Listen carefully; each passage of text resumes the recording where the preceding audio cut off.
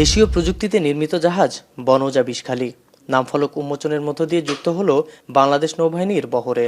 এর মধ্য দিয়ে দেশের জলসীমা সুরক্ষায় যোগ হলো নতুন মাত্রা। দেশের সমুদ্রসীমার নিরাপত্তার স্বার্থে বানানো যুদ্ধজাহাজ বনৌজা বিষখালীর উদ্বোধন করেন নৌবাহিনী প্রধান অ্যাডমিরাল এম নাজমুল হাসান। এ সময় জাহাজটির অধিনায়কের কাছে কমিশনিং ফরমান তুলে দেন তিনি।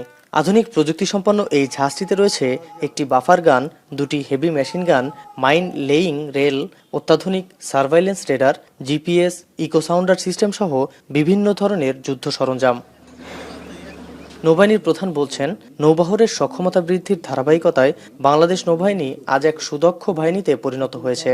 নিজস্ব প্রযুক্তিতে নির্মিত এই জাহাজটি বাহিনীর সক্ষমতার আরেকটি মাইল ফলক। নৌবহরে হেলিকপ্টার, টহল বিমান ও সাবমেরিন সংযোজনের মাধ্যমে বাংলাদেশ নৌবাহিনী ত্রিমাত্রিক সক্ষমতা অর্জন করেছে। দেশের স্বাধীনতা ও সার্বভৌমত্ব রক্ষা, অর্থনৈতিক উন্নয়ন এবং সর্বোপরি ভূ রাজনৈতিক প্রয়োজনে একটি শক্তিশালী নৌবাহিনী অপরিহার্য। তাই বাংলাদেশ নৌবাহিনীকে একটি আধুনিক, শক্তিশালী ও সক্ষম নৌবাহিনী হিসাবে গড়ে তোলার প্রত্যয় ব্যক্ত করেন নৌপ্রধান। দীর্ঘ 53 বছরে নৌ সদস্যদের অক্লান্ত পরিশ্রম, আত্মত্যাগ ও ভালোবাসার বিনিময়ে বাংলাদেশ নৌবাহিনী আজ একটি আধুনিক নৌবাহিনীতে পরিণত হয়েছে।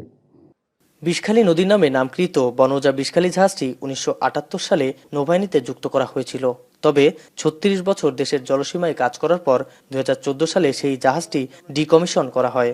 পরে 2019 সালের ডিসেম্বরে আবারও একই নামে নতুন করে জাহাজ নির্মাণের দায়িত্ব দেওয়া হয় খুলনা শিপইয়ার্ডকে।